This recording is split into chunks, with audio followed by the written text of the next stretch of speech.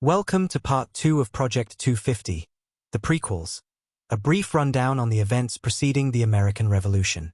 Before watching this video, we strongly recommend that you first watch Part 1.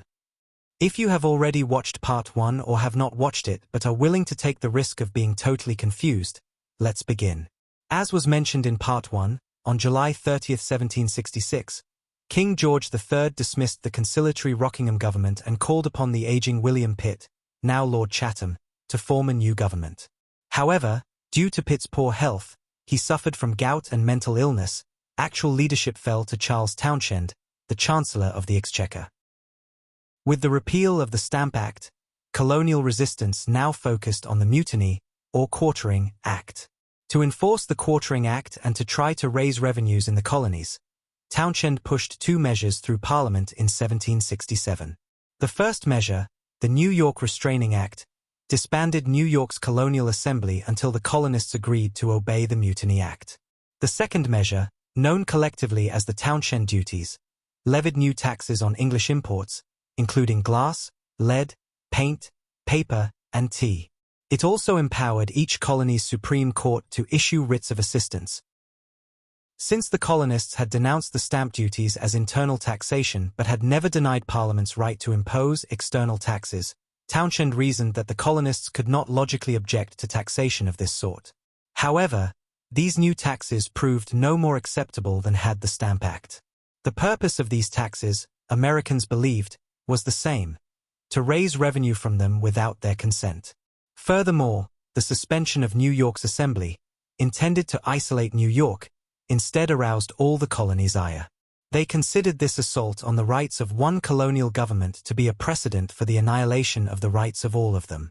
Townshend also tried to strengthen the enforcement of commercial regulations by establishing a new Board of Customs Commissioners in America. In response, the Boston merchants took the lead in organizing a non-importation agreement on all goods subject to the Townshend duties. The turning point came on September 4, 1767, when Charles Townshend died unexpectedly. Due to Pitt's ongoing ill health, the Duke of Grafton assumed leadership of the government, remaining in that role until his resignation in January 1770. 2 months later, in March 1770, the new Prime Minister, Lord North, secured the repeal of all the Townshend duties except the tax on tea. However, the withdrawal of the Townshend duties never had a chance to placate colonial opinion. Before the news could reach America, on March 5, 1770, an incident took place in which a squad of British soldiers, standing guard in front of the Boston Customs House and feeling threatened by a hostile mob throwing snowballs, rocks, and oyster shells, suddenly panicked and fired into the crowd, killing 5 colonists.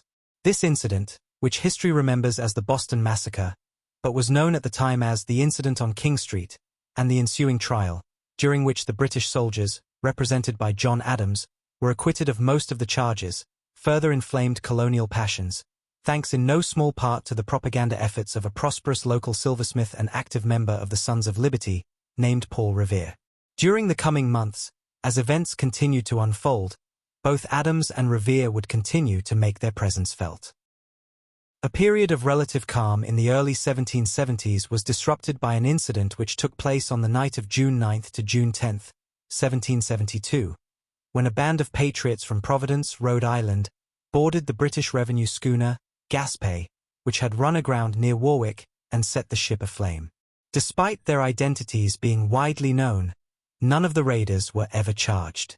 The Gaspé's commander, Lieutenant William Duddingston, who was wounded during the incident, was later sent back to England for court-martial, which was standard Royal Navy procedure for captains who lost their ships. The following year, in an effort to rescue the East India Company from financial ruin, the British government passed the Tea Act of 1773.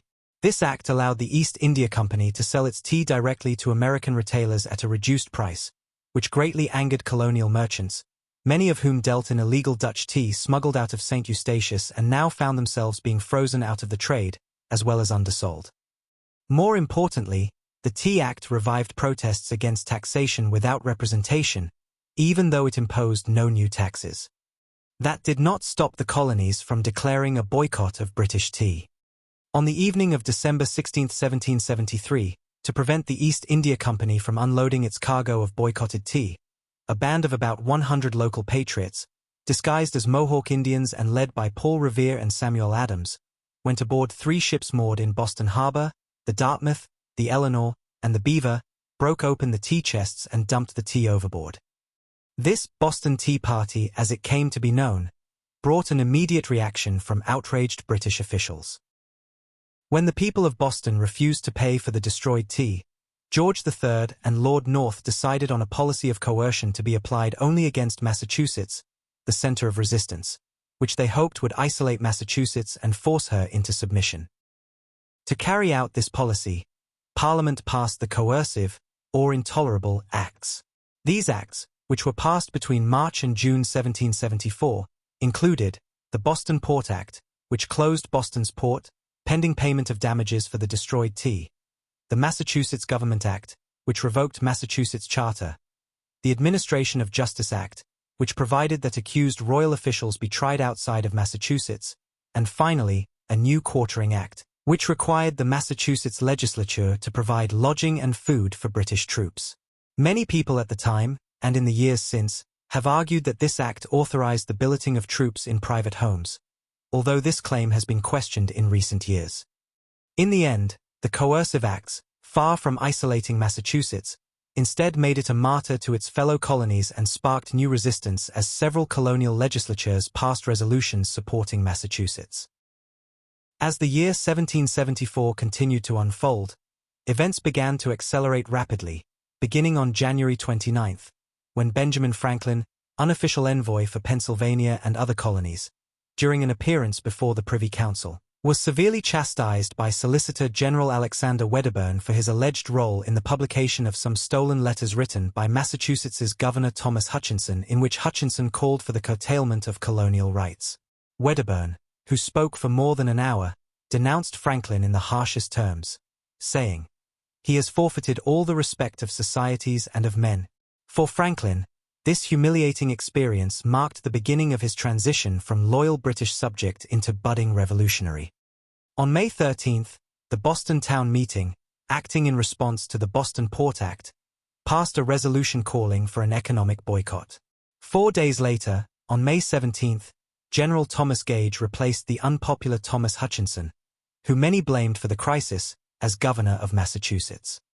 On May 26, the crisis began to spread beyond New England, as Virginia's royal governor, Lord Dunmore, angered by the Burgesses' defiance and seeking funds for his ongoing war with the Indians, dissolved Virginia's colonial assembly, which promptly reconvened at the nearby Raleigh Tavern in Williamsburg. This rump session passed a resolution declaring the Intolerable Acts a menace to the liberties of all the colonies and issued a call for a Continental Congress. In response to this resistance, Parliament passed one more Intolerable Act, in the form of the Quebec Act. Enacted in June 1774, the Quebec Act established a civil government for Canada and expanded Quebec's boundaries to include all the territory between the Ohio and Mississippi rivers.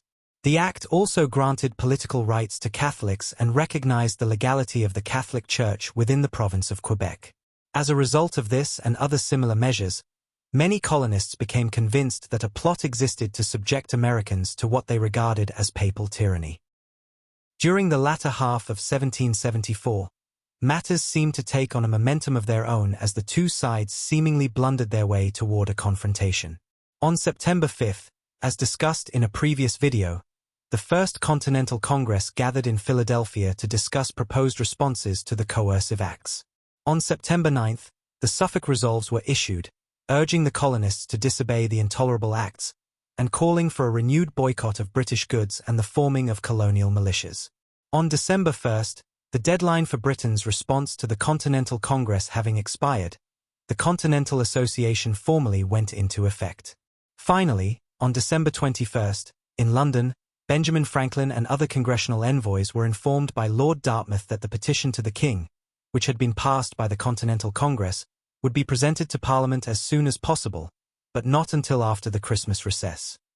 Parliament's failure to respond to the petition, in a more timely fashion, represented yet another missed opportunity for the British government to avert the coming disaster. It would not be the last. This concludes Part 2 of the Prequels. Our regular series of weekly videos begins next week. If you enjoyed this video, please tell a friend. Thank you for watching.